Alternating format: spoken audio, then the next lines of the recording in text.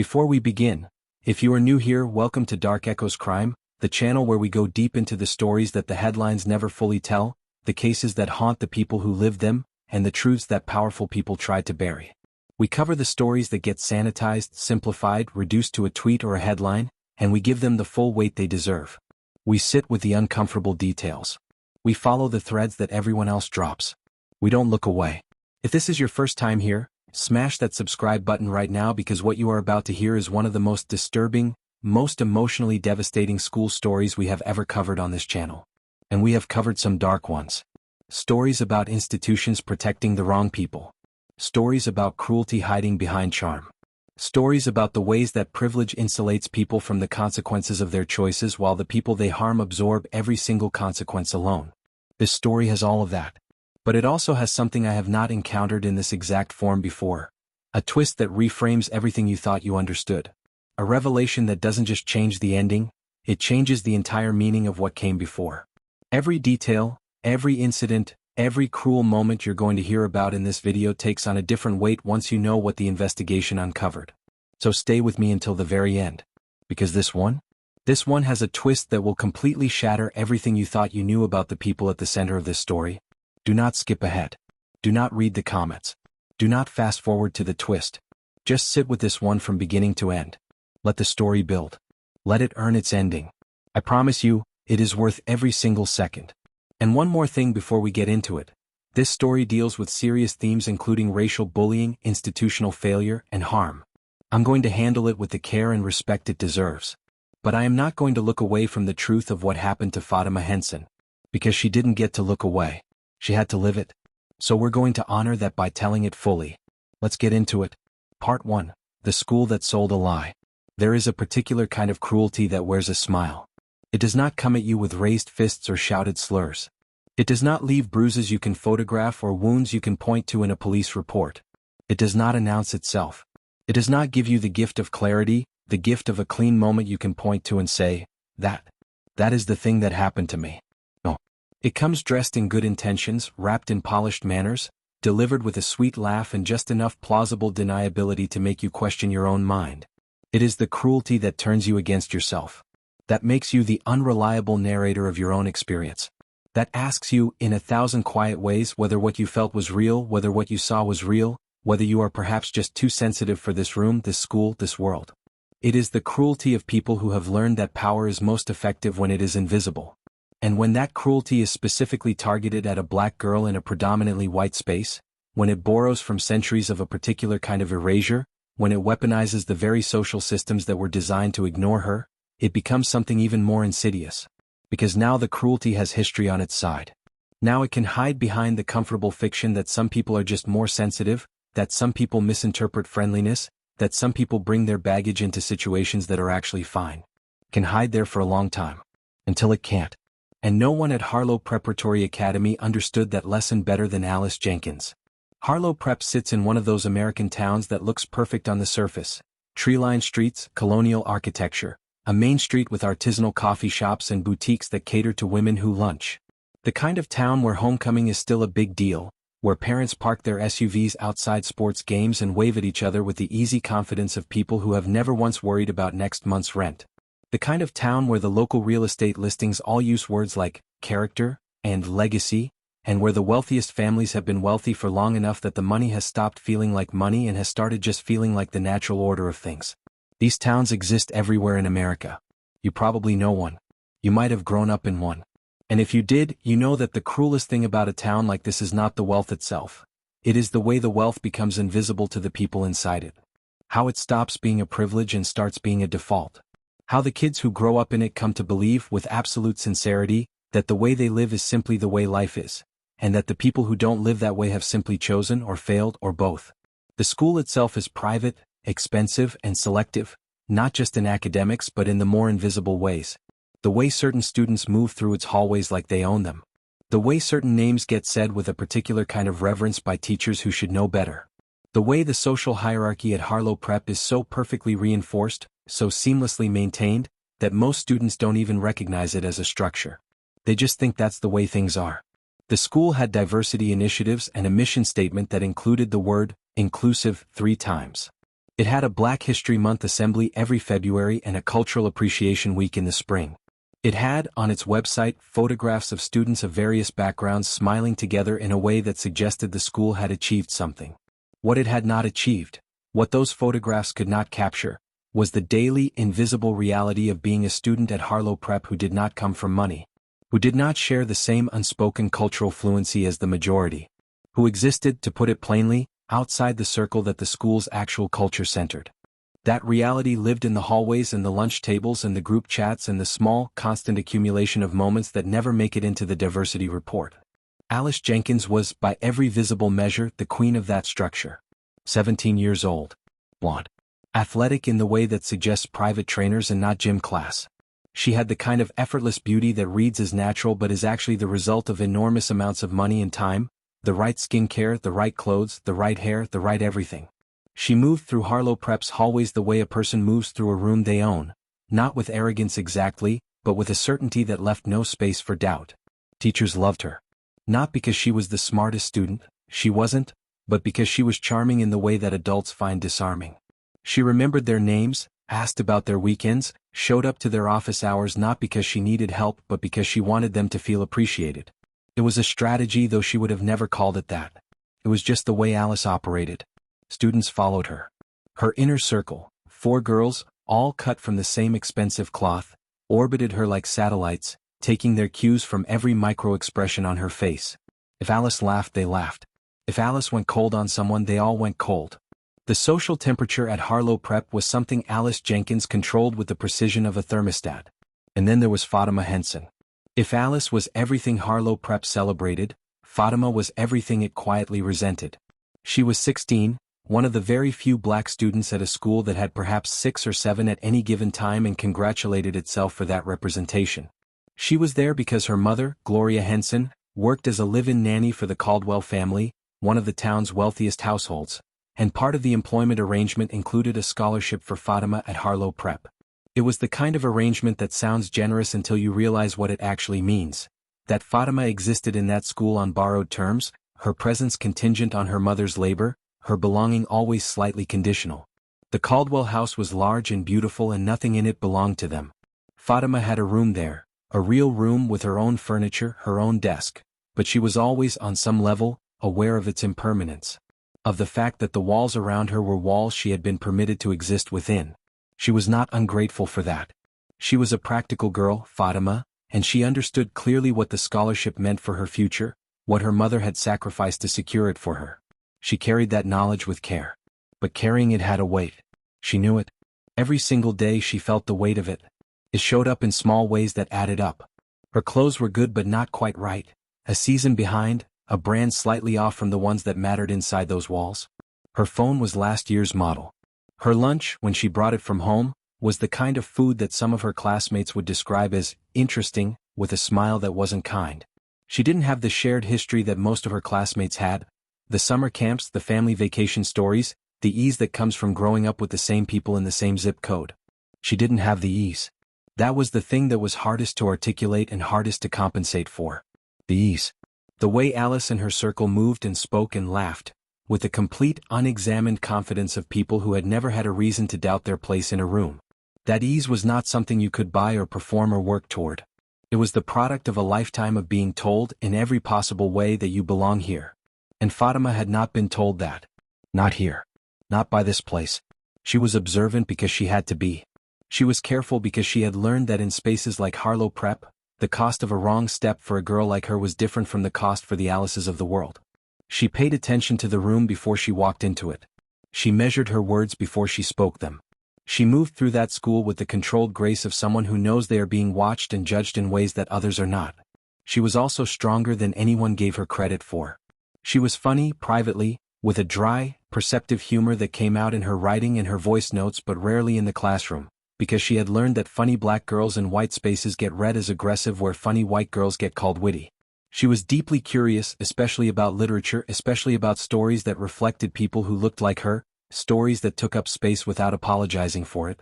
She had a way of seeing through the surface of things, of reading the subtext of a conversation, the architecture of a social situation, that was both a gift and an exhausting burden.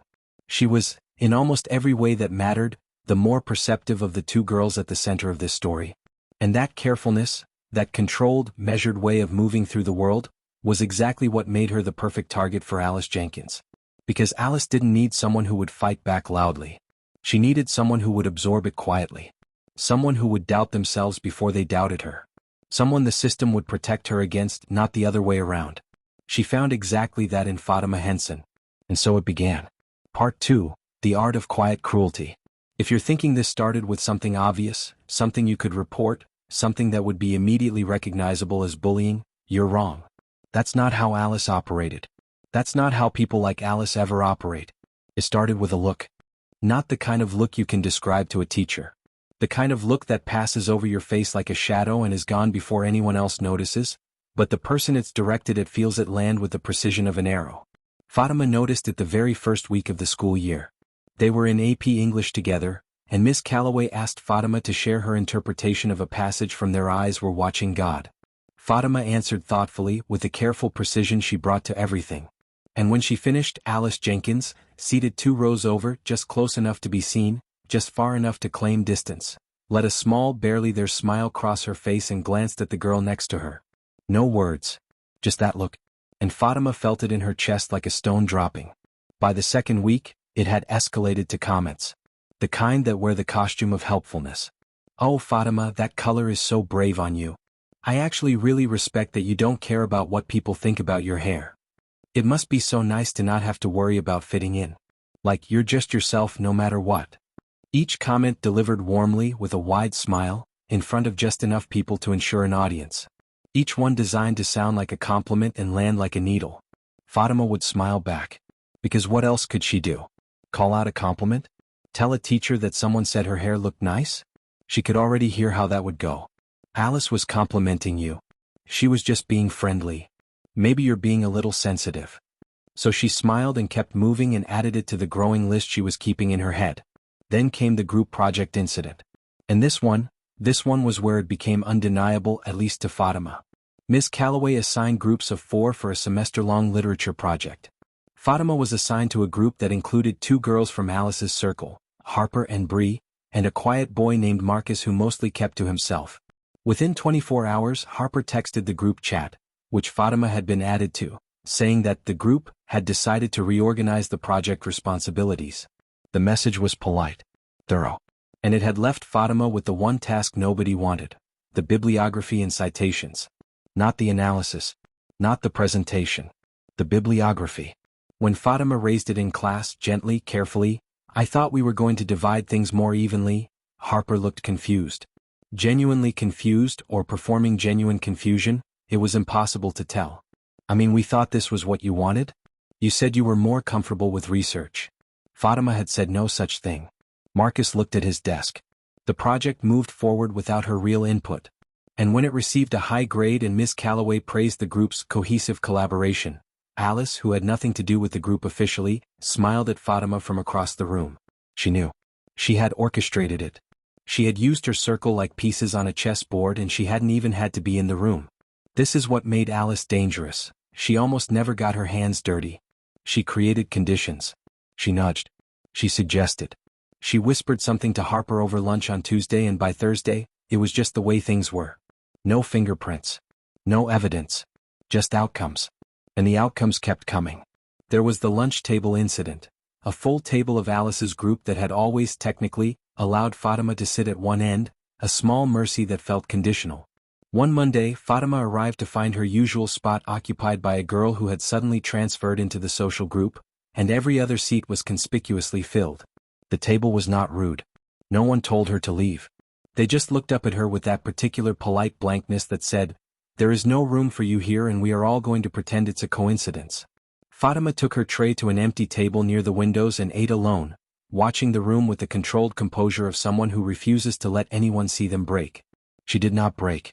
But something shifted. There was the hallway moment that became a sort of recurring joke in Alice's circle. The "did she really just" incident, as Fatima came to think of it. She had been walking to class wearing a head wrap, a beautiful one, deep burgundy and gold, something her mother had wrapped for her that morning as a small act of love. Alice passed her in the hall, did a slow theatrical double take and said, loudly enough for the cluster of students around them to hear, "Oh my God, Fatima, are you going to a costume party?" Then she laughed.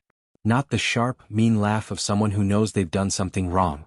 The bright, delighted laugh of someone who genuinely thought it was funny. Who had not considered, or had chosen not to consider, what she was doing. Two of the students nearby laughed too. One girl looked away.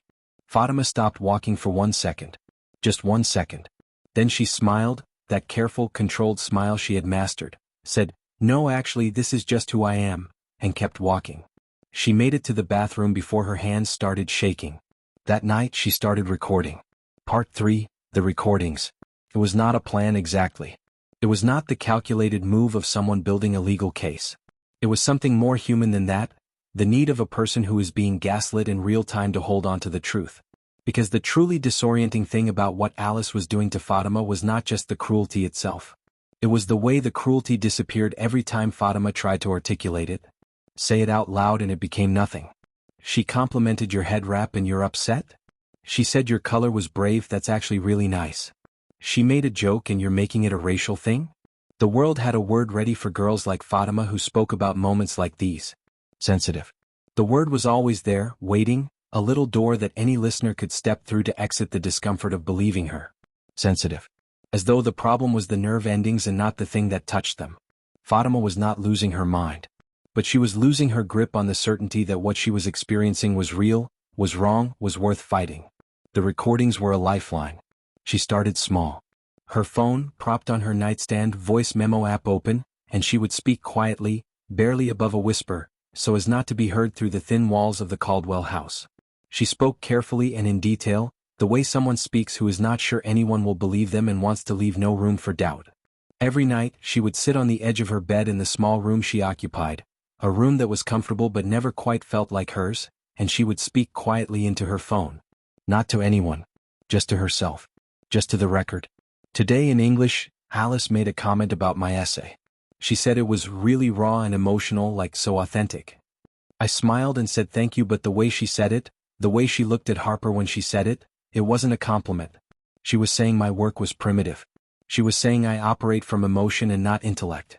She was performing open-mindedness for the class while cutting me down at the knee. Nobody else in that room heard what I heard. But I heard it. And I am writing it down. Today at lunch I was moved out of my spot. No one said anything. Just happened. And I sat alone and 3 people walked past my table and looked at me and looked away. I know what that means. I know what that is. I will not let anyone convince me I am imagining it. I was there. I felt it. It happened. Today in the hallway she made a joke about my head wrap. I smiled. I kept walking. I will not give her the satisfaction of seeing me break. But I want someone, even if it's only me, even if it's only later, to know that it happened. That it was real. That it mattered. That I was there and I was wearing something my mother put on me with love and someone used it to make a crowd laugh and I kept walking. I kept walking because I had to. But I am not going to pretend it didn't cost something. Night after night she recorded. There was something almost meditative about it, she would later say. Not comfortable, it wasn't comfortable to relive these things in the dark, alone, when the house was quiet and the Caldwell family was sleeping and her mother was 1 floor away but might as well have been miles. But grounding. The act of naming the thing made the thing real. Made it hers to carry instead of something that hovered undefined, deniable, dismissible. She was, without knowing it, building something. And some nights she didn't just record the recaps. She recorded in the moment. Her phone, tucked carefully in her blazer pocket or sitting face down on a table, became a silent witness to moments that would otherwise have had only one narrator, Alice Jenkins. The first time she did it deliberately, she was sitting in the library at a table near Alice's group. Not by choice, it was the only table with a free seat. She had put her phone face down on the table and opened her voice memo before she sat, almost on instinct, the way you reach for a seat belt before you even start the car. Alice's voice, carrying easily across the quiet of the library, was preserved on that recording with perfect clarity. She hadn't planned it as evidence. Not yet. She was just surviving. Just staying sane in a world that kept trying to rewrite her experience. She didn't know in those early weeks how important those recordings would eventually become. She didn't know that the story was only beginning. Part 4, Escalation. By October, the cruelty had found a new shape. It was no longer just the cutting comments, the social maneuvers, the quiet exclusions. Alice had moved into something more deliberate, more structured. She began engineering situations. not just allowing them to happen, but actively constructing them with the precision of someone who had given it thought. If the earlier phase had been instinctual, the predator circling, testing, mapping the vulnerability, this phase was strategic. Calculated. Alice, who had always been good at social architecture, was now applying that skill with a specific target in mind. There is a kind of social intelligence that, turned toward harm, becomes one of the most dangerous weapons a teenager can wield. It is the intelligence that reads a room, that understands who defers to whom, who wants to be liked by whom, who will follow and who will lead. Alice had always had it. She had used it her whole life to maintain her position. Now she pointed it at Fatima with precision. The school had a fall social, one of those events that sounds inclusive in the brochure and is, in practice, deeply exclusive in execution. Alice organized the group as she always did. The plan was to arrive together, take photos in the garden out front, post them simultaneously. The kind of coordinated arrival that announces hierarchy to everyone watching. Fatima was invited. This was new. Fatima noticed it immediately. The invitation was unusual, too sudden, too warm. Alice had texted her personally, a text that read, "We're all going together, you should come, it'll be fun," with a series of enthusiastic emojis. Something about it felt wrong. But Fatima also wanted it to be real. That is the exhausting truth of situations like this.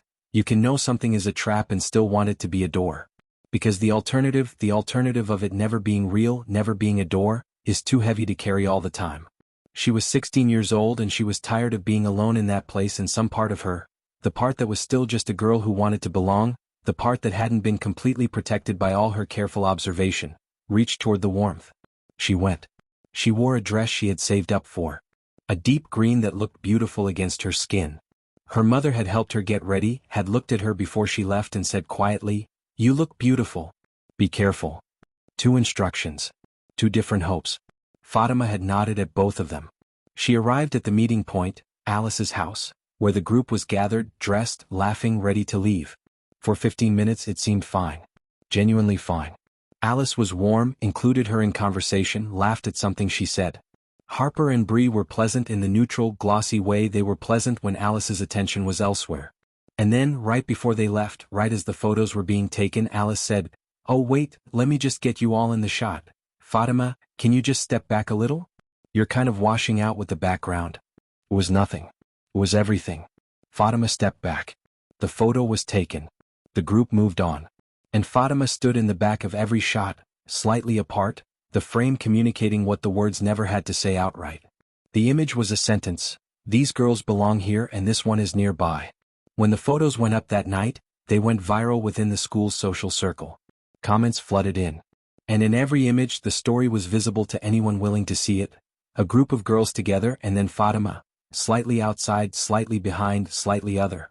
She did not comment. She did not respond.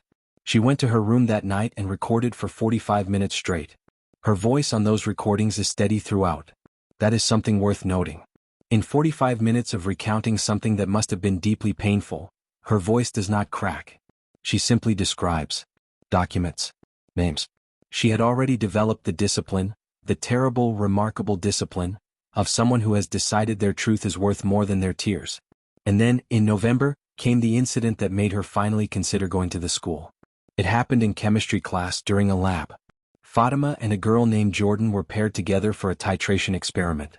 Jordan was not cruel on her own, she was the kind of person who went along with the room, whose alignment shifted based on who was watching. With Alice watching, and Alice was watching from across the lab, Jordan treated Fatima as though she were invisible. She handled all the equipment without offering to share, spoke only to the students on her other side, and when Fatima reached across to adjust the burette, Jordan said, loudly enough to carry, "Can you just not? I've got it." The lab went quiet for 1 second. And from across the room Alice looked at Fatima and smiled, not a cruel smile. A satisfied one. The smile of someone watching an experiment go exactly as expected. Fatima looked back at her. For 1 long second they just looked at each other. And then Fatima said very quietly, very clearly, "Sure. You've got it." And she sat back and watched Jordan complete the experiment alone. She reported to Ms. Harris after class. Describe what happened. Carefully, clearly, without emotion, because she knew emotion would be used against her. She laid it out like evidence because that is what it was. A record of a pattern. She mentioned Jordan. She mentioned Alice. She mentioned the pattern of the previous 2 months. She connected the dots plainly without drama. Miss Harris listened. She looked thoughtful. She said she would look into it. 3 days passed. Nothing happened. Fatima followed up. Miss Harris said she had spoken to Jordan, who said it was a misunderstanding about the lab equipment. She said she had also spoken to Alice, because Fatima had mentioned the smile, the pattern, the context, and Alice had been confused and upset by the suggestion that she had anything to do with it. Alice was actually quite emotional, Miss Harris said, and Fatima noticed the particular gentleness in her voice when she said Alice's name. The softening. The slight lean toward sympathy that Alice's performance of hurt had produced. She said she considers you a friend and she's really hurt by this. Fatima sat with that for a moment. The girl who had stepped her back in the photo. The girl who had mocked her head wrap. The girl who had orchestrated the group project, the lunch table, months of quiet, systematic isolation. Who was sitting in Miss Harris's office right now being upset and hurt. Who considered Fatima a friend. Then she said, "Thank you for looking into it," and she left. She went home.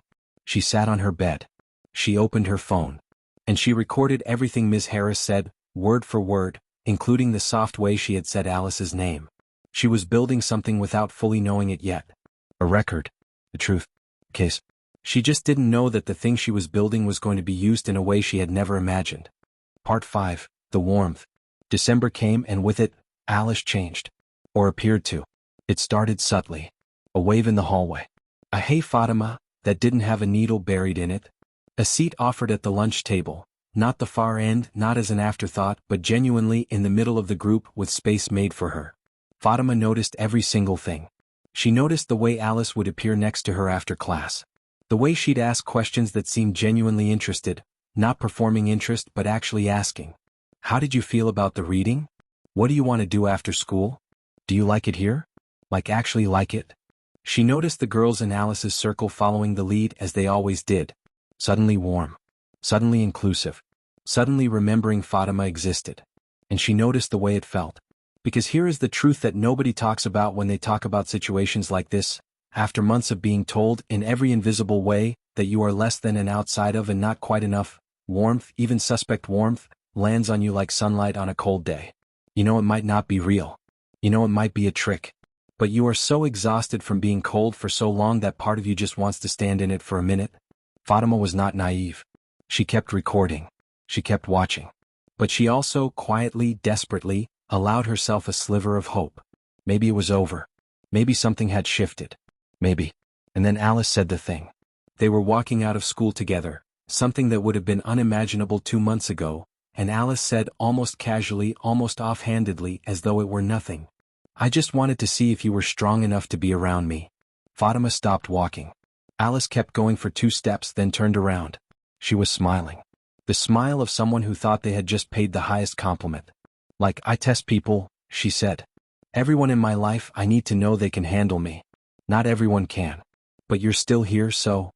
She let it hang there as though she were handing Fatima something precious. Fatima looked at her.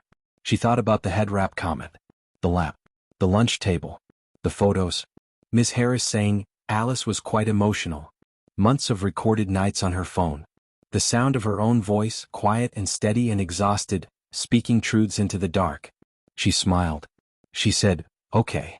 And she kept walking. That night she recorded, she said it was a test. She framed months of deliberate cruelty as a character assessment. As though she were doing me a favor. As though I should be grateful for surviving her. I need to remember this feeling. Not the hurt, I know the hurt. I need to remember the clarity. Because right now, in this moment, I am completely, utterly clear on what she is. She paused the recording.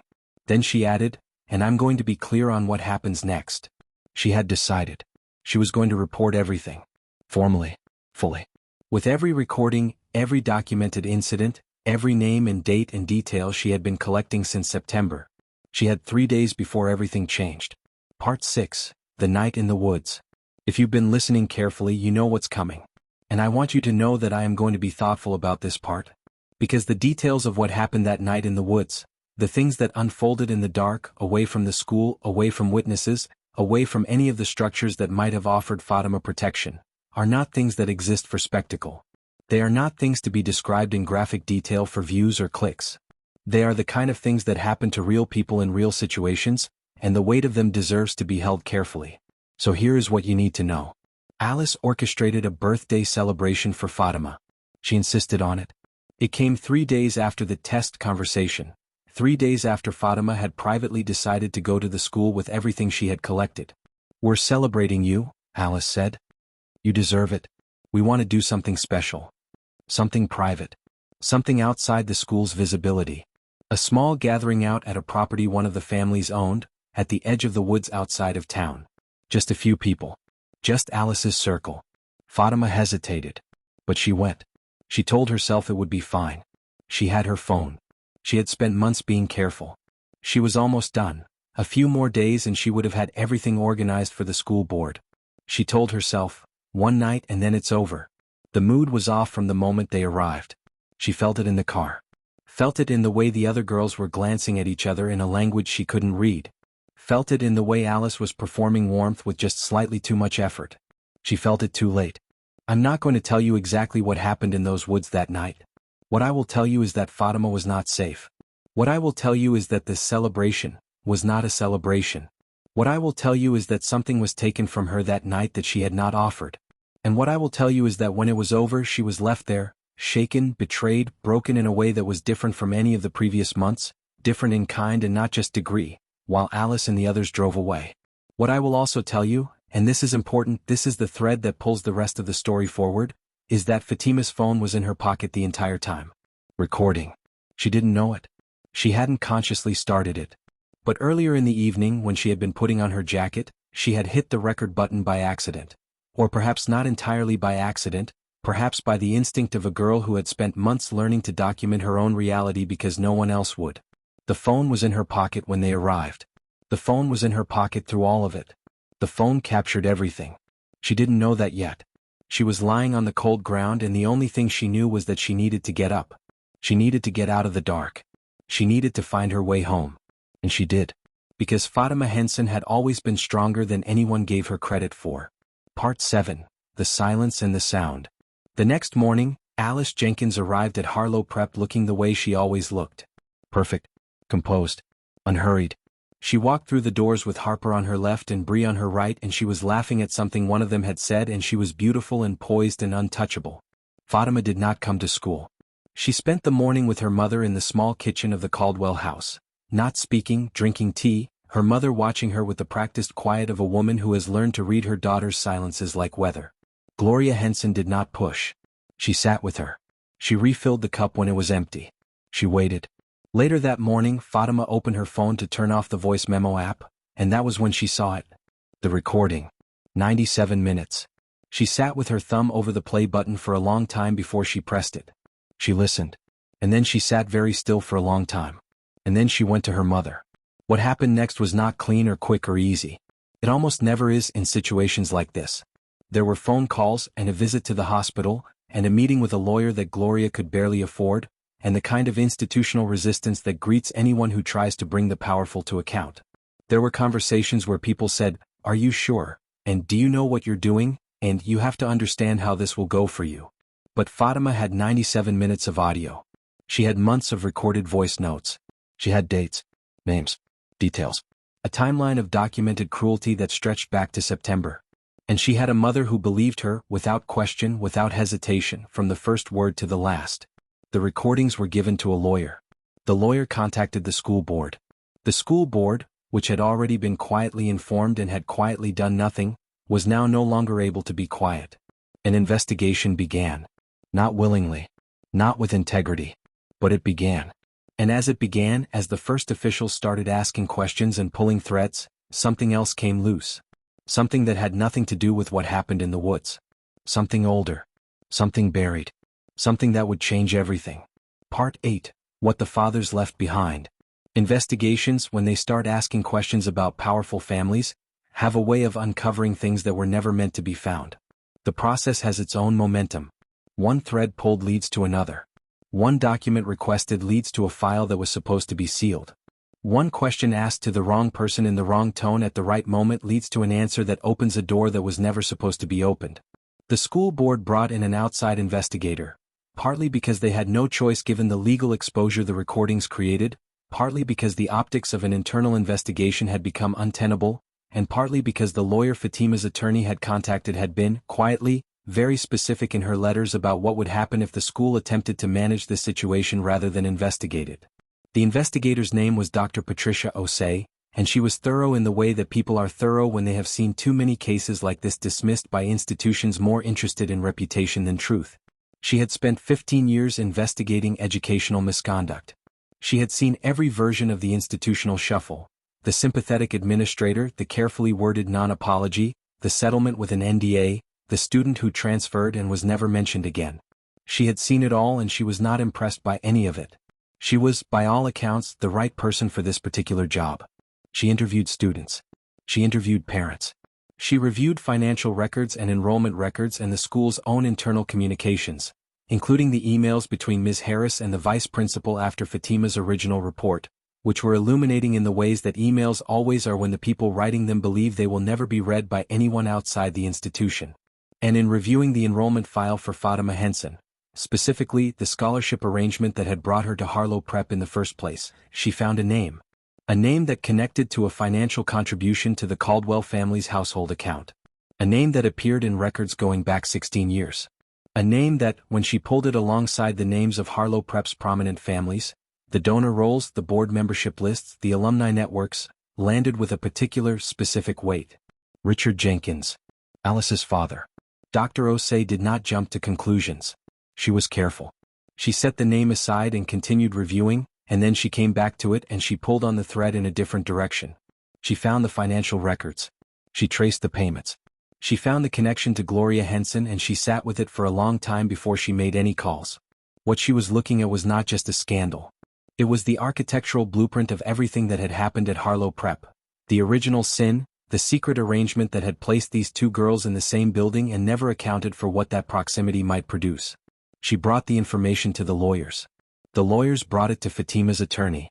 Fatima's attorney, a woman named Sandra Marsh who had taken the case on a reduced fee because she recognized it immediately as important, sat across from Fatima in her office and said, as carefully and gently as she could manage, "There is something the investigation has uncovered that I need to tell you about. It does not change your case, but it changes the context of everything." Fatima sat in that office for a very long time without speaking. The office had a window that looked onto a small courtyard. She looked at the courtyard while she absorbed what she had just been told. There was a tree in it, leafless in December, bare branches against gray sky. She looked at that tree for a long time. Then she said, "Does she know?" "No," the attorney said. "Not yet." Fatima nodded. She looked at her hands. The same hands that had held her phone night after night, speaking into the dark. The hands that had pressed record on an evening she had hoped would be a birthday celebration. The hands of a girl who had been placed in this situation, in this school, in proximity to this particular cruelty, by a man who had decided that money was a sufficient substitute for acknowledgement. She thought about the first day of school. The look. The comment about her essay. The head wrap. The birthday. The woods. 97 minutes. She thought about Alice's face, that beautiful, composed, untouchable face, and she thought about what it was going to look like when the truth arrived. She did not feel satisfaction. She felt something heavier than that. She felt the particular grief of understanding that the story she had been living was even more complicated, even more broken than she had known. That she had been placed in proximity to harm by the very man who was supposed to have some responsibility for her. That her mother had been protecting her from a truth that had nevertheless found her anyway. That the cruelty she had endured had not been random, it had been a collision, engineered by circumstance and secret and the long reach of one man's choices, between two girls who shared blood and had been given no way to know it. She felt the weight of being connected, by blood, to the girl who had hurt her most. She asked her attorney one more question: "What happens now?" "Now," the attorney said, "we let the truth do what it does." She looked back at the bare tree in the courtyard. "Okay," she said. And she meant it. Part 9, The Unraveling. The news spread the way truths spread when they have been suppressed for a long time, not gradually but suddenly everywhere at once, with an explosive force proportional to how long they were held down. First the school. The investigation's preliminary findings, the pattern of bullying, the recordings, the night in the woods, became impossible to contain within the walls of Harlow Prep's administration. Students began to talk. Not because anyone had officially released anything, but because investigations create movement, and movement creates questions, and questions create answers that were never meant to be given. Information moved through group chats like water through a broken dam, fast, unstoppable, reshaping everything it touched. By the second week of the investigation, the hallways of Harlow Prep had shifted. Alice Jenkins, who had walked those hallways for 3 years with the certainty of someone who owned them, now walked them differently. There was a hesitation in the step. A self-consciousness that had never been there before. She was still accompanied by Harper and Bree, but the orbit felt less certain, less stable. People were watching her, and not with admiration. They were watching her the way people watch someone who is about to have something very large happen to them, with a mixture of fascination, pity, and the particular relief of knowing it is not happening to you. She could feel it. She did not yet know why, not the full reason. She knew an investigation had been opened. She knew the recordings existed. She had been questioned by the outside investigator and had answered with the same composed, carefully worded deflections she had been deploying her whole life. She was good at it. She had always been good at it. She sat in that conference room with her mother beside her and her hands folded in her lap, and she used every tool she had. The soft voice, the slightly wounded expression, the carefully constructed narrative of a girl who was just trying to connect with someone who had misunderstood her intentions. She was very, very good at it. But something was different this time. She could sense it, the way you can sense a room has changed before you can name how. The investigator was not warm.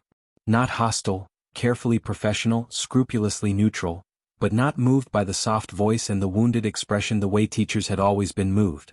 She wrote things down. She asked follow-up questions that Alice hadn't prepared for. She asked once, very quietly and very directly, "Can you tell me about the decision to have the gathering in the woods?" Alice had paused a half-second longer than she should have. The investigator wrote something down. And then the second piece landed.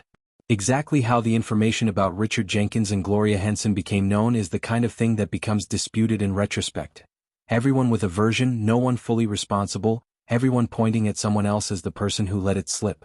What matters is that by the third week of the investigation, the whisper had moved from the lawyers to the parents, and from the parents to the students, and from the students to the hallways and the group chats and the comment sections and everywhere that truth goes when it has finally stopped being containable.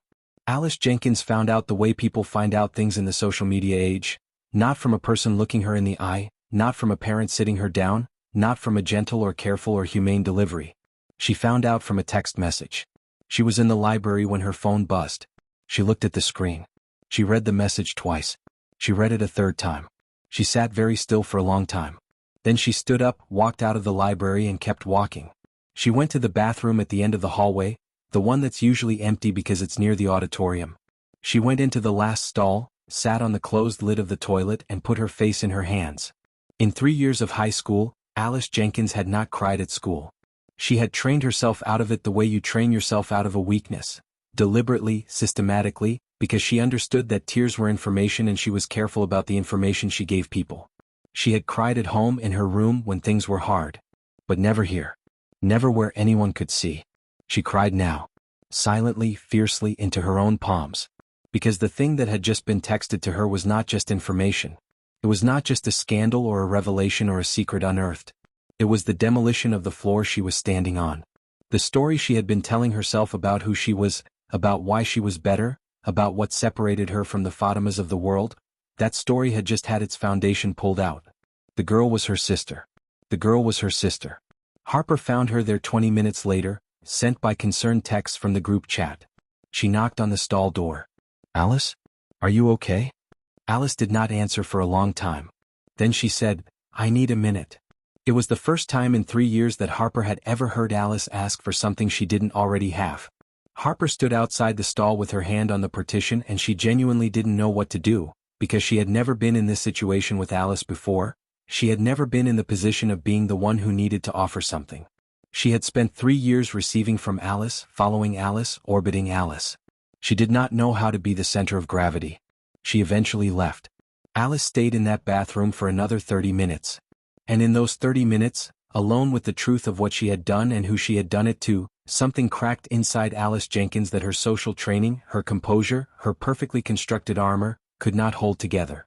Back at the Caldwell house, Fatima was eating dinner with her mother when Gloria looked at her daughter's face, really looked at it, and said quietly, "She knows." Fatima put down her fork. "Yeah." Gloria looked at the table. "I'm sorry." "Tell me why," Fatima said. Not with anger. With exhaustion. With the exhaustion of someone who has been carrying things for a long time and is ready to put them down. Tell me why you never told me. And Gloria told her. Not the whole story, some of it she would share in pieces over months and years, the way complicated truths come out when the weight of them has been carried for a long time. But the shape of it. The relationship that had existed between her and Richard Jenkins, which had never been equal, never been chosen freely on both sides, never been the kind of thing that gets to be called a love story. The fear of what disclosure would mean, for her employment, for her stability, for the carefully constructed life she had built for Fatima on borrowed ground. The calculation of what hiding it would cost against what revealing it would cost, and the decision she had made alone, with no one to advise her, that the scholarship and the silence were a better trade than the truth and its consequences. The weight of that decision carried alone for 16 years.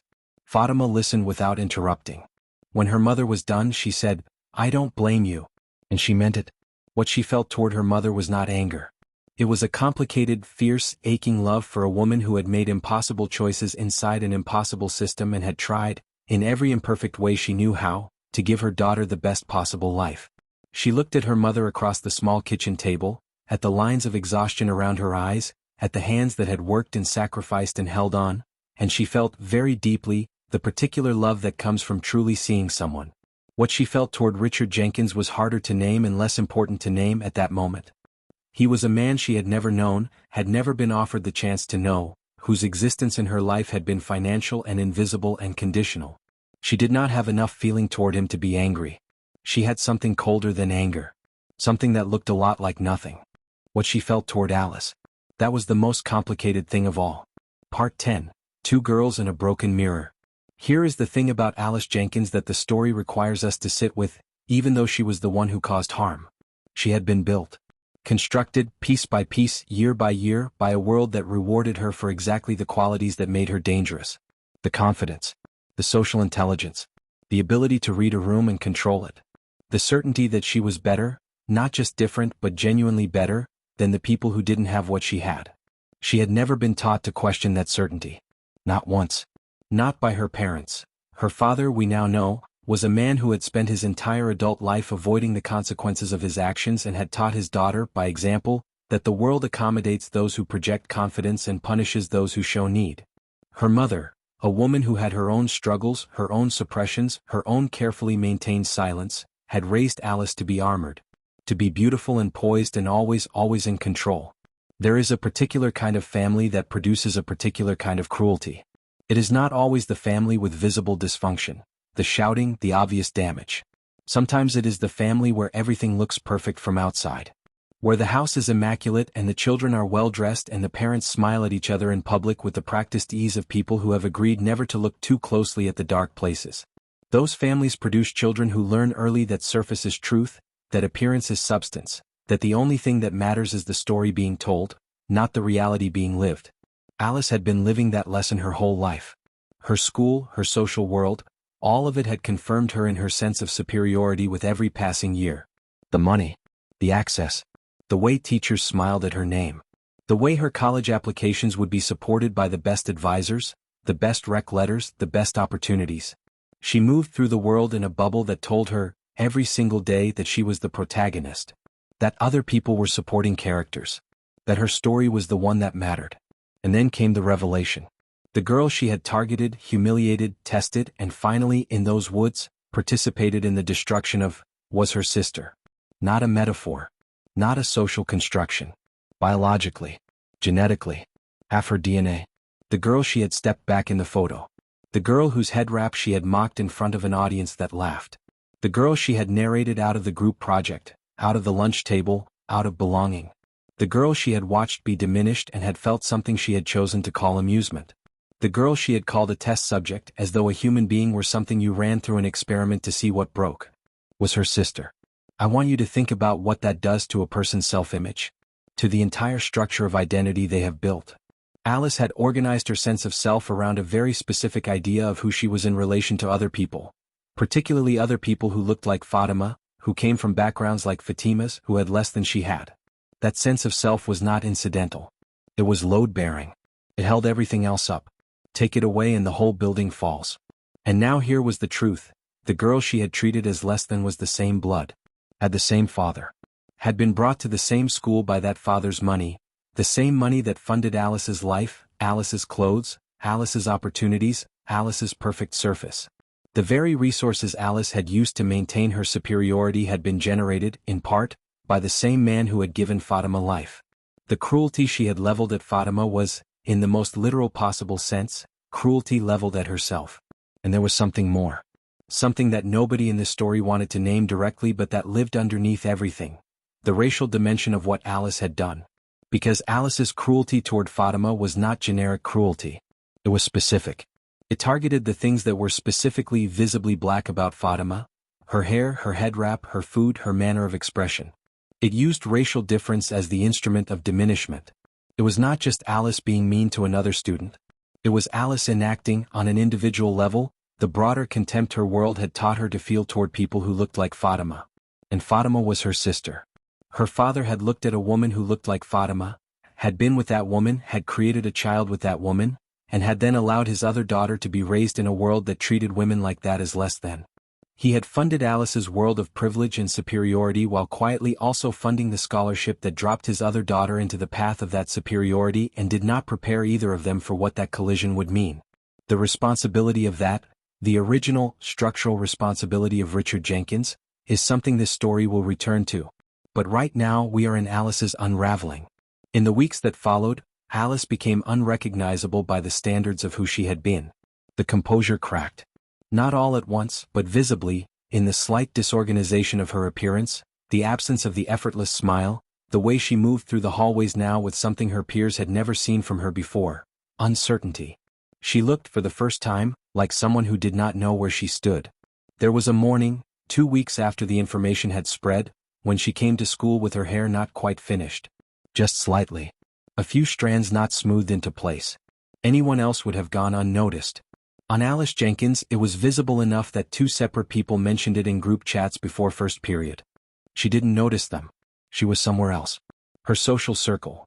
Those satellites who had always taken their warmth from her warmth, their confidence from her confidence, did what satellites do when the planet stops generating gravity. They drifted. Harper became unavailable. Bree was suddenly very busy with things that didn't include Alice. The other girls in the circle found reasons to be elsewhere. Not dramatically. Not cruelly. Just quietly, efficiently, with the social self-preservation that young people are extraordinarily good at when the association becomes costly. They had aligned themselves with Alice because it was beneficial. Now it was not beneficial. The math was simple and they did it quickly. Alice ate lunch alone for the first time in her high school career. The table she had occupied for 3 years was still there. The other students who had once filled it were still there, but arranged differently, reconfigured around a new center of gravity, with the ease of people who had never been as loyal as they had appeared. Alice looked at that table from across the cafeteria. She did not sit at it. She found a seat near the window and she ate, and she looked at the view outside, at the grounds of the school that had been her kingdom, at the sky that was neutral and indifferent and did not know her name, and in that aloneness, in that unwanted quiet, she began, perhaps for the first time in her life, to actually look at herself. Not the reflection. Not the performance. Not the story she told about herself. Herself. It was, from all accounts, an uncomfortable meeting. Part 11. What the investigation found. The outside investigation concluded in late January. Its findings were presented to the school board in a document that was, by all accounts, damning. It documented a sustained pattern of targeted harassment against Fatima Henson over a period of 4 months. It identified Alice Jenkins as the primary instigator. It named Harper and Bree as participants. It noted the school's failure to act on Fatima's earlier report to Ms. Harris and found that this failure represented a systemic abdication of the school's duty of care. The audio recordings were central to the findings. The months of nightly voice notes established both the pattern and its impact. The 97-minute recording from the night of the incident in the woods, the content of which the report described only in general terms, with specificity reserved for law enforcement, was described as unambiguous in its documentation of a situation that constitutes serious harm to the victim. Law enforcement had been involved since Fatima's attorney made contact in December. A separate criminal investigation was underway regarding what happened in the woods. That investigation is not part of this story's resolution because it was, at the time of these events, ongoing. What can be said is that the recordings were central to it and that the weight of evidence in Fatima's favor was significant. At Harlow Prep, consequences followed. Imperfect as consequences in institutions like this almost always are. Alice Jenkins was suspended, then effectively withdrawn from the school. A withdrawal the school preferred to an expulsion because expulsion creates a more visible record. Harper and Bree were placed on disciplinary probation, which was a mild consequence for what the investigation found about their participation and one that many observers felt was entirely inadequate. Ms. Harris received a formal reprimand that would follow her professional record. The school issued a statement. It was careful and institutional and said very little that was true. Fatima's attorney issued a statement in response. It said considerably more. And then, because we live in an age where things do not stay contained to the institutions that create them, the story entered the public conversation. News outlets picked it up, first local then national. The recordings, the twist, the investigation, the revealed parentage, the school that had allowed it to happen and the powerful family at the center of it. Richard Jenkins resigned from 2 boards he sat on. He made no public statement about Fatima or Gloria or his relationship to either of them. His wife, Alice's mother, was seen leaving their house with luggage in the second week of February. Whether their marriage survived is something this story declines to speculate about because it is not the center of the story.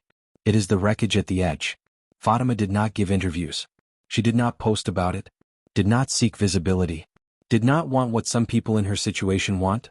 The lights, the platform, the redemption arc narrated for public consumption. She wanted to be left alone. She wanted to sleep without the recordings playing in her head. She wanted to sit with her mother in the kitchen and drink tea and feel safe. She wanted, if such a thing was possible, to figure out what came next. Part 12, The Weight of Clarity. By March, Harlow Prep was a different place. Not a better place. Transformations of culture don't happen that quickly in institutions built on generations of privilege. But a different place. A place that had been forced to look at itself and found the looking uncomfortable. A place where the invisible architecture of power and cruelty had been made temporarily visible. The conversations in the hallways had shifted. Not all of them. There were still students who defended Alice because there are always students who defend the powerful because defending the powerful feels like proximity to power. There were still teachers who found ways to center the difficulty of Alice's situation, the way she had been betrayed by the investigation, the way her private family matters had been made public. There were still administrators who talked about healing and moving forward, in the language of institutions that want the damage repaired without acknowledging what caused it. But there were also students who were paying attention in a way they hadn't before, who were looking at their own behavior with the particular discomfort of recognition, who were asking questions, among themselves, in their journals, in the kinds of conversations that teenagers have late at night when they are being honest with each other, about what they had seen and what they had chosen not to see and what those choices meant about who they were. Some students had been changed by what happened. Not all of them, not even most of them, but some. The girl who had looked away that day in the hallway with the head wrap showed up to Fatima's last day at the school before she transferred. Fatima had ultimately chosen to transfer, deciding that she did not owe that place any more of herself, and said something that Fatima recorded in a different way, not on her phone but in her memory, as a moment of small, imperfect, genuine humanity in an environment that had offered precious little of it. "I'm sorry I looked away," the girl said. "I should have said something." Fatima looked at her for a moment. She looked at this girl, ordinary, not cruel, not particularly brave, a girl who had made the same calculation that most people make in situations like this and had landed on silence and had lived with that silence long enough to come here today and say this, and she felt something complicated. Not forgiveness exactly. Not absolution. But something that recognized the difficulty of the step the girl had just taken and did not dismiss it. "Yeah," she said. "You should have." And then she kept walking. She transferred to a public school across town. She finished her junior year with a 3.9 GPA and a teacher, a Mr. Okafor, who taught African American literature and who told her that her writing was extraordinary and that she should pursue it. She started writing things down, not recordings now but actual prose. Pages. Stories. Scenes. The raw material of a voice that had been sharpened, painfully, by everything it had survived. She wrote about girls who held on to their own realities. She wrote about the cost of silence and the weight of documentation and the complicated architecture of cruelty in spaces that are supposed to be safe.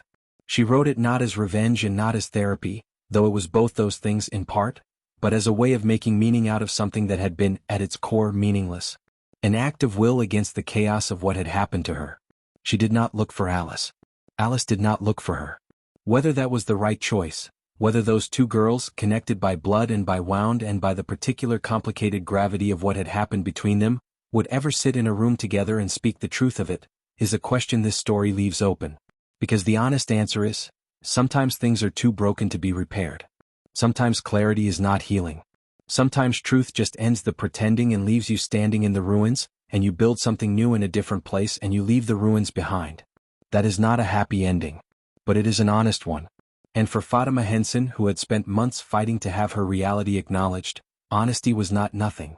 Honesty in her world had been hard-won. She was keeping it. Part 13, What This Story Means. Before I wrap up, I want to take a minute to talk about what this story actually is. Because stories like this, stories about black girls being harmed in white spaces, stories about institutional failure, stories about the cruelty that wears a smile, can sometimes get flattened into simple narratives. Good girl, bad girl. Victim, villain. Justice, injustice. The truth is more complicated. The truth is always more complicated. Alice Jenkins was a product of a world that taught her to be exactly who she was. That does not erase her choices. She made choices.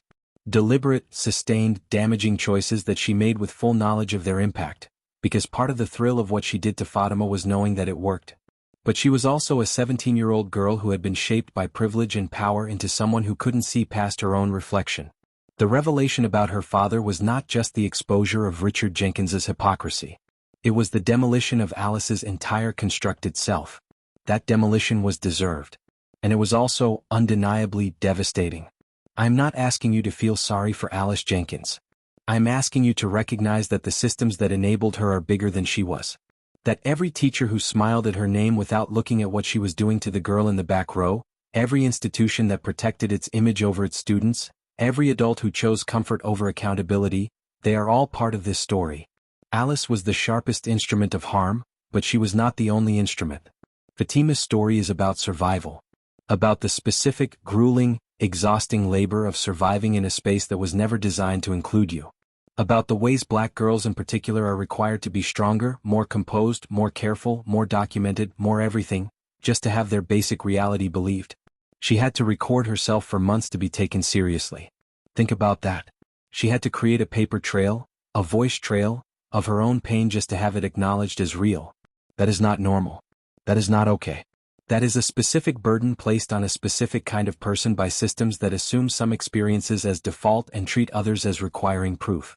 And when the proof came, undeniable 97 minutes of it, it still took a lawyer, an outside investigator, and the particular accident of a revelatory parentage disclosure to force the school's hand. The truth mattered. The recordings mattered. Fatima's quiet, sustained, painful documentation of her own reality mattered.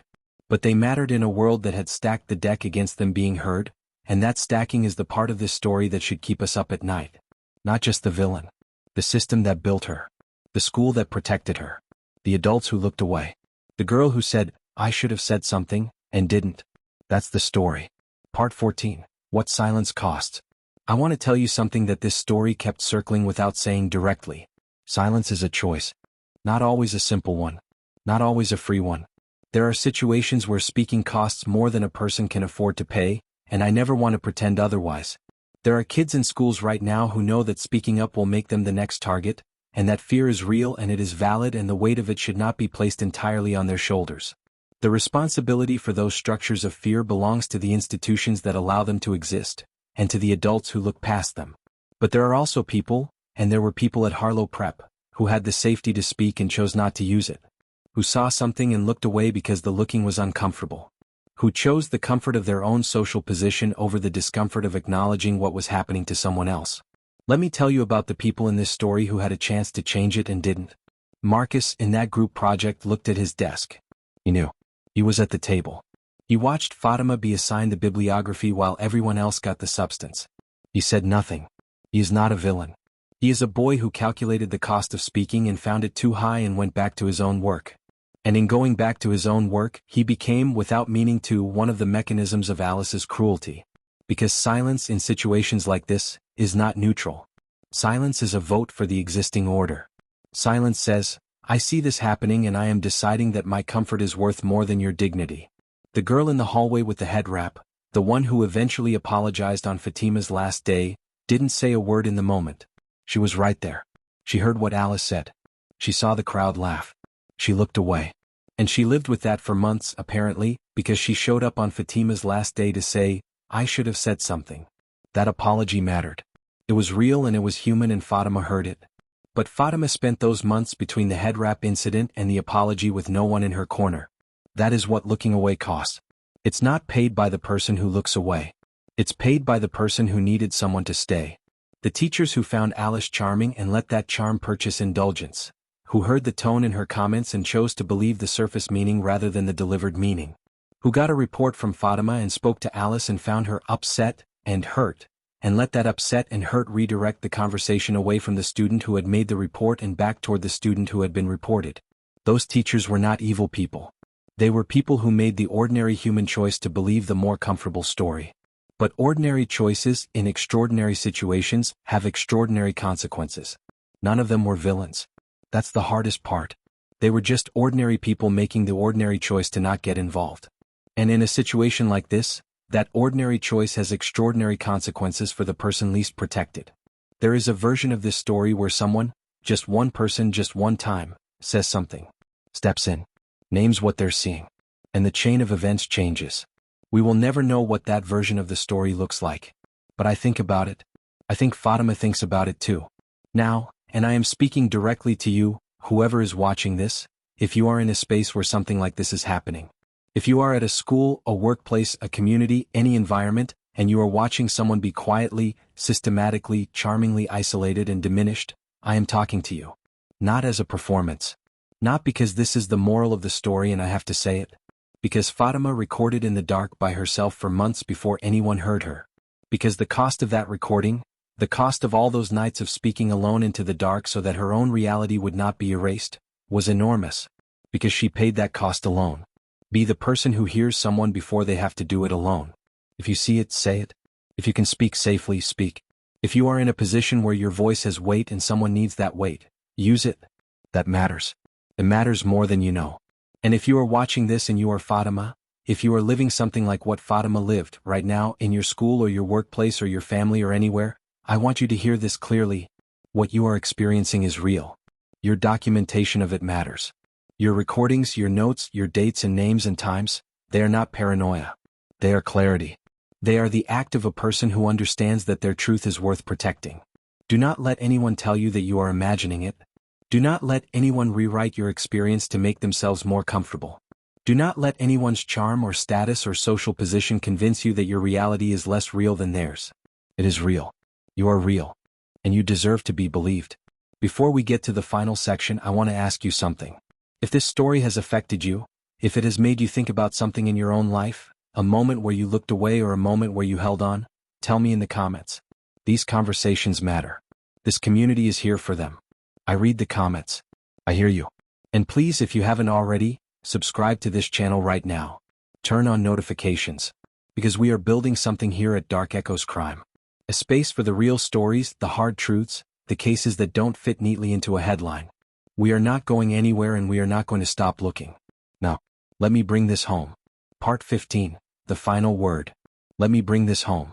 This story is about two girls. But it is really about what we build around girls. What we give them, what we deny them, what we tell them they are worth, what we tell them they must prove, what we tell them they must survive to deserve to be believed. Alice Jenkins was given everything, except the ability to see anyone as an equal. That gift was withheld from her by a world that told her, in every possible way, that she didn't have to extend it. Her school confirmed it. Her social world confirmed it. Her family confirmed it. And her father, Richard Jenkins, confirmed it in the most egregious possible way, by living a double life that treated one daughter as a legacy and another as a secret. That is not just hypocrisy. That is a particular kind of cruelty that shaped both of his children without their knowledge or consent. Alice was shaped into someone who could not see Fatima's humanity. Fatima was placed into a situation, that school, that proximity, that exposed her to harm. Both of those things have the same source. His name is Richard Jenkins. And I want to sit with that for a moment because it is easy in a story like this to focus on the most visible agent of harm, the girl in the hallways, the girl with the smile, the girl who made the recordings necessary, and lose sight of the original architecture. The man who had an affair. The man who chose to fund a scholarship rather than acknowledge a child. The man who resigned from his boards and issued no statement and left 2 daughters to deal with the wreckage of his choices. The world will move on from Richard Jenkins. It already has. Men like Richard Jenkins, in towns like that town, in families like that family, they absorb scandal differently than the people they harm. There will be a period of reduced visibility and then a slow, quiet restoration. That is how it works for men like him. That is how it has always worked. The consequences will be carried by the women. Gloria Henson, who carried the secret for 16 years. Fatima Henson, who will carry what happened in those woods for the rest of her life, in ways that are not visible from the outside. Alice Jenkins, who will carry the fracture in her identity, the shattering of everything she thought she was and everything she thought she was better than, into every room she walks into from this point forward. 3 women carrying the wreckage of one man's choices. That is not incidental to this story. It is the story. Fatima Henson was given almost nothing, except the most important things. A mother who believed her, completely and without condition, from the first word to the last. A mind that was sharp and observant and refused to be gaslit out of its own perceptions. The discipline to document her reality when the world was trying to erase it. And a voice, steady, clear, and ultimately unavoidable, that the world was eventually forced to hear. She didn't win in a neat way. There was no triumphant moment. No scene where she stood at the center of the room and everyone acknowledged what had happened and justice sang. Real life doesn't give you those scenes. Real life gives you a lawyer and a transfer and a new school, and a teacher named Mr. Okafor who tells you that your writing is extraordinary and that you should not stop. Real life gives you Tuesday mornings where you feel okay and Thursday nights where the recordings play in your head unbidden. Real life gives you a mother sitting across from you in a small kitchen and the complicated, enormous, irreducible love between you. Real life gives you the slow, hard, nonlinear work of rebuilding yourself after something has tried to break you. And it gives you, if you are lucky and you hold on long enough, the beginning of something new. Not a replacement for what was taken. Not a clean slate. But something forward-facing. Something that was built on the rubble of the old thing and is stronger for the materials. Fatima Henson was writing by the end of this story. Not recordings. Not documentation. Pages. Stories. Things that held the weight of what she had lived and transmuted it into something that other people might one day read and recognize and feel less alone in. That is not nothing. That is, in fact, a great deal. The recordings, all of them from the first quiet voice note to the 97 minutes that changed everything, are also hers. Evidence not just of what was done to her, but of who she was in the doing of it. Someone who held on to the truth when the world kept trying to take it from her. Someone who refused, even at her most exhausted and most afraid, to let her own reality be rewritten by someone with more social power, more institutional protection, more of every visible advantage. She held on. She documented. She survived. And she came out the other side of it with something that Alice Jenkins, for all her beauty and confidence and carefully constructed social power, never had and still does not have. The ability to look herself in the face and not look away. That kind of strength doesn't come from nowhere. It comes from somewhere deep and real and hard won. It comes from being a girl who learned early that nobody was going to protect her story. So she protected it herself. And in the end, in the clearest, most irreversible possible end, that is exactly what saved her. I want to ask you one final question before I let you go. What do you take from this story? Not the twist. The twist is extraordinary, but it is not the lesson. What do you take from the 4 months of recordings? From the girl who documented her own reality in the dark because no one else would? From the school that protected its image over its students? From the teacher who found Alice quite emotional and redirected the conversation away from the student who had reported harm? What do you take from the silence of Marcus who looked at his desk? What do you take from the girl who apologized too late? What do you take from the fact that it took 97 minutes of audio and illegal intervention for an institution to finally respond to what one student was doing to another? I will tell you what I take from it. I take that systems do not protect people. People protect people. Institutions will always choose their own survival over your truth. Committees and policies and mission statements and diversity initiatives, they will not save you. The human being who decides to see you, believe you, and say your name out loud, that is what saves you. Be that person. Be that person for someone else. That is the whole lesson. Everything else is detail. Thank you for sitting with this story with me. Thank you for giving it the time it deserves. If it moved you, if it reminded you of something, if it made you angry, if it made you want to call someone and tell them you see them, go do that. Right now. Before you click the next video. Go do that. That is what stories like Fatima's are for. Now, If you are not subscribed to Dark Echoes Crime, do it right now. Hit that bell icon so you never miss a new video. We cover stories like this every single week, stories that the mainstream skips over, that the powerful try to suppress, that deserve more than a headline. This channel is built for that. This community is built for that. Share this video. Not for the views, for the story. There is someone in your life who needs to hear what Fatima did. Who needs to know that recording your reality is not paranoia, it is power. Who needs to know that silence in the face of cruelty is a choice with a cost. Share it. Tag someone. Let the story do what it is supposed to do. This is Dark Echoes Crime. Until next time, stay sharp, stay awake, and remember, the quietest truths are usually the loudest ones once they finally speak. We'll see you next time. Bonus section, What We Can Learn, a deeper look at the patterns. Before I let you go completely, I want to do something I don't always do at the end of these videos. I want to go a little deeper. Not just into this story but into the patterns it represents, because what happened at Harlow Prep was not unique.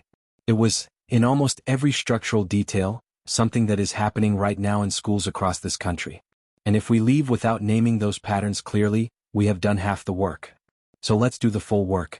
Pattern 1, the scholarship trap. Fatima's presence at Harlow Prep was not unconditional. It was contingent. It was borrowed.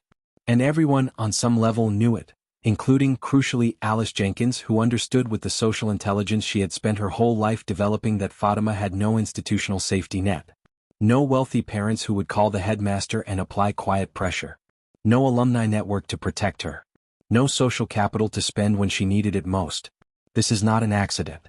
Scholarship students at elite private schools, and disproportionately, those scholarship students are students of color, students from working-class families, students whose presence the school uses to demonstrate its commitment to diversity, are structurally vulnerable in ways that the schools creating these programs rarely acknowledge publicly. The scholarship gives access without giving belonging. It opens a door without changing the temperature of the room. If you are a school administrator watching this, I am talking to you. Access is not enough. The structural vulnerabilities of students who arrive on terms different from the majority are your responsibility to address. Not with a mission statement, not with a cultural appreciation week, but with real, sustained, consistent attention to the climate those students are navigating every single day. The Fatimas in your buildings are watching. They are counting. They are documenting because they have learned they have to do better. Pattern 2, the charming bully. Alice Jenkins is, in the research on school bullying, what practitioners call a popular aggressor. She is not the stereotypical bully, the socially isolated, overtly threatening figure that schools are trained to identify. She is the opposite. Highly socially skilled. Well-liked by adults. Capable of using her social capital to insulate herself from accountability. Her cruelty is relational. It operates through social exclusion, reputation management, and the weaponization of the social trust she has accumulated. Research consistently shows that popular aggressors are the hardest bullying dynamic for schools to address, because the school's own trust in the aggressor becomes a barrier to believing the target. The teacher who found Alice quite emotional and shifted the conversation toward Alice's feelings was not uniquely naive or uniquely biased. She was responding in a very human way to a very human dynamic. The person in front of her was visibly upset, visibly sympathetic, visibly credible, because she had spent years building that credibility deliberately for exactly this kind of moment. The systems we have for addressing bullying in schools are largely designed for visible, overt aggression. They are not designed for this. They are not designed for Alice Jenkins. And until they are redesigned, until there is a framework that takes seriously the documented testimony of targets even when the accused is charming and popular and the victim of a teacher's sympathy, students like Fatima will continue to find themselves with no institutional recourse. Pattern 3, the documentation burden. I keep coming back to this because I cannot let it go. Fatima Henson spent months recording herself in the dark. Night after night. Voice note after voice note. She became the archivist of her own victimization because she had already learned, before she had even gone through the formal reporting process, that without documentation, her word would not be enough. Her experience would not be believed. Her reality would be rewritten by the person with more social power, and the institution would accept that rewrite because it was more comfortable. She was 16 years old. 16 years old, and she already knew this. Think about what that knowledge costs. Think about what it does to a person to understand at 16 that your testimony is insufficient on its own, that you must build a case, that you must be not just a witness to your own experience but also its lawyer, its investigator, its archivist. That the burden of proof falls entirely on the person with the least institutional protection in the room. This is not a problem that Fatima created. This is a problem that the system handed her. And the fact that she rose to meet it, that she met it with such discipline, such clarity, such sustained effort over such a sustained period, is extraordinary. But it should not have been necessary. No 16-year-old should have to be extraordinary just to have their reality acknowledged. The documentation burden placed on targets in institutional settings, particularly on black girls, on students of color, on students without social or economic capital, is a structural injustice. It is not a bug in the system. It is, in many cases, a feature, a mechanism that filters out complaints from people who cannot sustain the effort, who cannot afford the time, who do not have the psychological resources to document while simultaneously surviving. Fatima had those resources barely and at enormous personal cost. Many students do not. Pattern 4, the father's legacy. Richard Jenkins will not be the subject of a criminal investigation. What he did, the affair that created Fatima, the financial arrangements designed to maintain distance rather than relationship, the decision to fund a scholarship that placed his secret daughter in the path of his acknowledged daughter without preparing either of them. None of that is likely to be actionable in any formal legal sense. The payments he made were irregular but not provably improper. The scholarship was channeled through an intermediary. He will be personally embarrassed. He will lose some standing.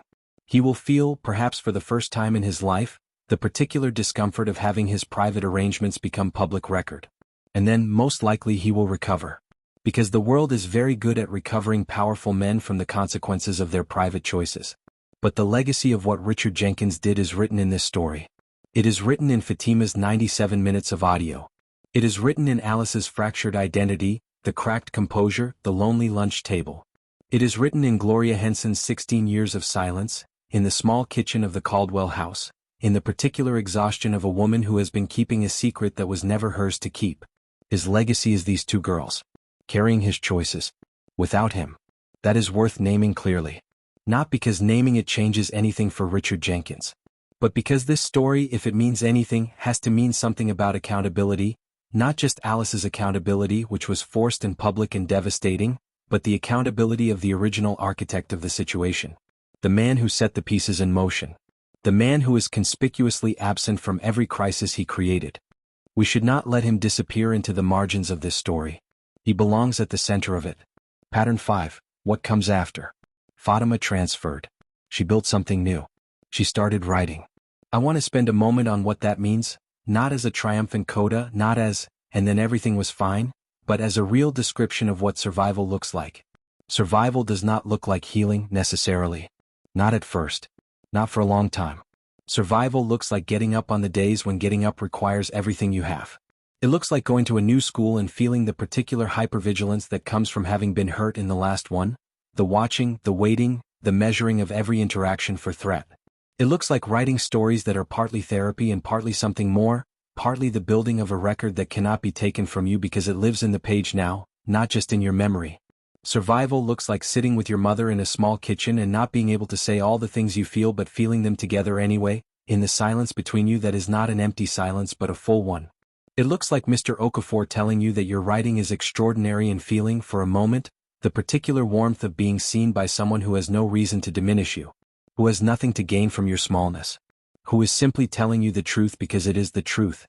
It looks like that moment lasting only a moment, and then the weight returning and then carrying the weight forward anyway. That is survival. That is what it costs and what it looks like and what it produces.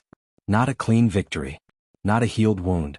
But a life still being lived, with more knowledge and more clarity and more hard-won, irreplaceable, absolutely hers forever truth than she had before.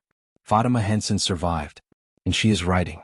And whatever she writes next, whatever voice emerges from the girl who spent 4 months recording herself in the dark to prove that her reality was real, I believe it will be something worth reading. That is not the ending this story deserved. But it is the ending this story has. And there is something in that worth holding on to. We'll see you next time. Stay awake out there.